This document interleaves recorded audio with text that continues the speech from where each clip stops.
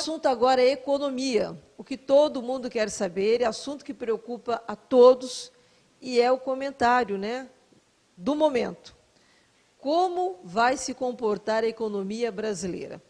Luquete, como é que você viu essa reeleição da presidente Dilma? Prazer tê-lo conosco.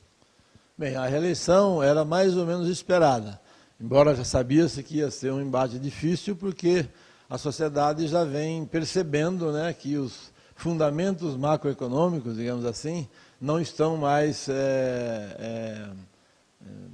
fortes, sólidos, né?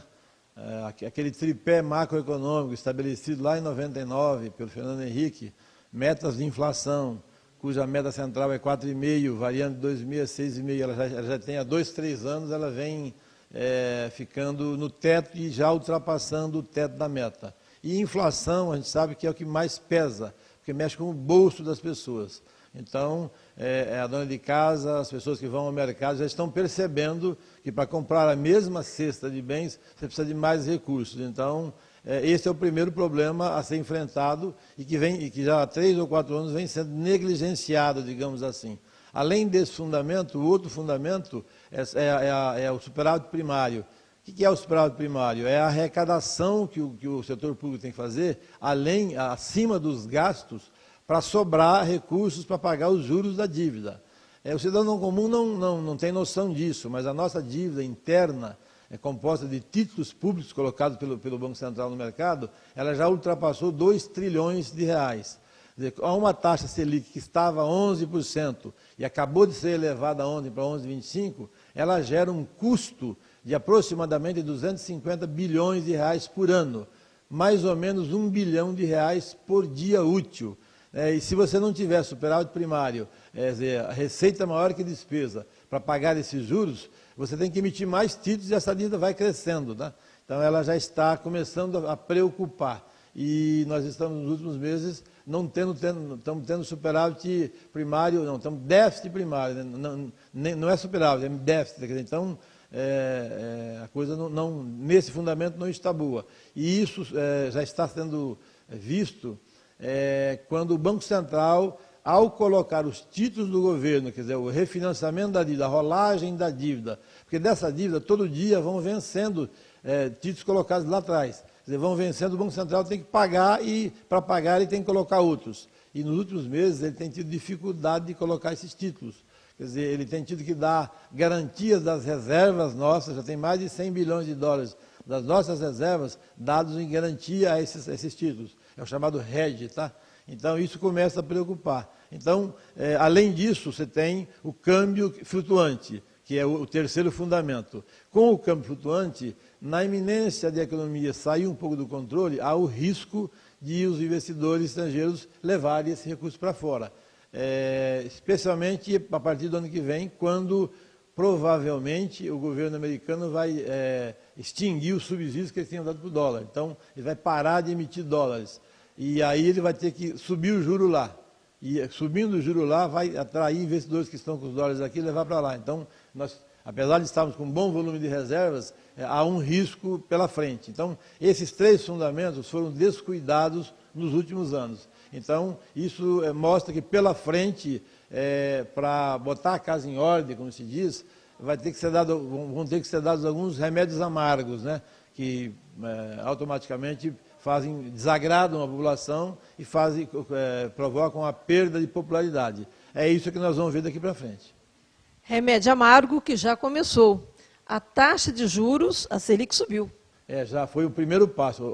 O próprio mercado acreditava que ia ter que aumentar a taxa de juros, mas esperava que isso fosse na próxima reunião do Copom, mais para o final do ano. E o Copom surpreendeu ontem, já subindo a taxa 0,25, o que sinaliza que lá na equipe econômica eles estão percebendo o que está acontecendo e já começaram então a aplicar a primeira dose do remédio amargo. Mas outras terão que vir por aí na forma de cortes de gastos. Então, cortar gastos ninguém gosta, não agrada ninguém, mas é o que vai ser necessário. E aumentos também, né, que a população já está esperando. Gasolina, energia.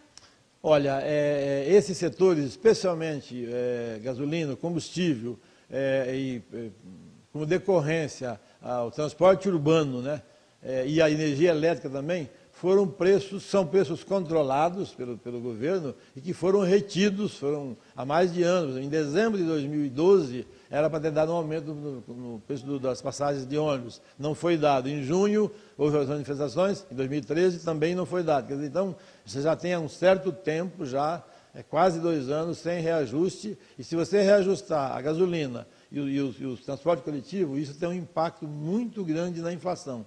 Além do que, o setor sucroalcooleiro, que afeta a nossa região, ele está passando por dificuldades, a maioria das usinas está com dificuldades financeiras ou em recuperação judicial, porque no preço que está o álcool em relação à gasolina, se subir mais, as pessoas não vão consumir álcool. E no preço que está, ele não cobre os custos de produção. Então, o setor está, digamos assim, em dificuldades, para não dizer quebrando. Né? Então, são alguns nós aí que vão ter que ser desatados, que vão, para serem desatados, vão fatalmente provocar mais aumento de preço. Então, se você soma com isso aí a energia elétrica, que o ano passado houve uma bondade da presidente de reduzir os valores, mas isso aí também quebrou as distribuidoras. Agora já houve aumento e nos próximos 3 anos vai ter que ter aumento acima da inflação para recompor o caixa dessas empresas para elas poderem sobreviver. Então, é um cenário que se apresenta não muito positivo.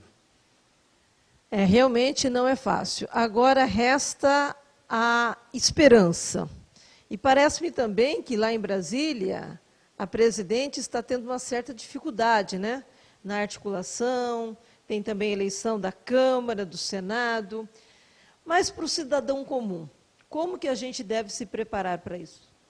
Olha, essas dificuldades políticas que nós já estamos vendo da presidente, elas vão se intensificar com o novo Congresso. É um novo jogo de forças, né, político lá em Brasília. Afinal, a vitória foi muito apertada, o partido que apoia a presidente do PMDB saiu dividido, né, então isso já vai gerar mais dificuldade. O cidadão comum, nesse momento, o que eu poderia dizer é o seguinte, como se diz na gíria, colocar as barbas de molho, evitar fazer despesas ou dívidas muito longas, enfim, é hora de esperar o que vai acontecer. A presidente ainda tem uma chance, se ela, ao escolher os novos membros de sua equipe, que ela disse que novas ideias, né, novo governo, novas ideias, quem sabe ela escolha um pouco melhor os seus principais assessores, auxiliares, ministros, e eles possam, primeiro, dar credibilidade à política econômica, isso é importante, em economia, a confiança, a credibilidade é fundamental, e que venham medidas que, ainda que sejam amargas, sinalizem para que a situação, no médio e longo prazo, possa ser controlada e melhorada. Então, se você vai passar um sacrifício por um certo tempo, mas se você sabe que lá na frente as coisas vão melhorar, você tem uma predisposição maior para fazer isso. E é o que eu aconselho às pessoas, evitar fazer dívidas, controlar bem o orçamento e aguardar que os rumos da política econômica sejam acertados, né, e que, se a macroeconomia for ajustada, as medidas macroeconômicas forem ajustadas, recuperar a credibilidade e a confiança, especialmente dos empresários voltarem a investir, porque esse crescimento quase que negativo da economia nesses últimos 4 anos, ele é fácil de perceber na taxa de investimento. Nós estamos investindo menos de 17% do PIB, quando o ideal seria 25%. Pelo menos 22% para manter um crescimento de 3%. Com menos de 17% de investimento, não é a economia que cresça. Então, para esse investimento aumentar, para os empresários tirarem da gaveta esses planos de investimento, só com muita credibilidade e com muita apontar para o futuro com políticas corretas que mostrem que, se vai ser difícil agora, pelo menos no futuro as coisas vão se ajeitar. Obrigada, professor. Eu agradeço a oportunidade e estou à sua disposição. Ok, vamos esperar que as coisas melhorem. O negócio é ter fé. Ter fé, né? Afinal de contas, o Brasil é muito grande e, quem sabe, a presidente diz que vai lançar aí algumas medidas econômicas, a gente espera que venha para melhor. Eu volto já já.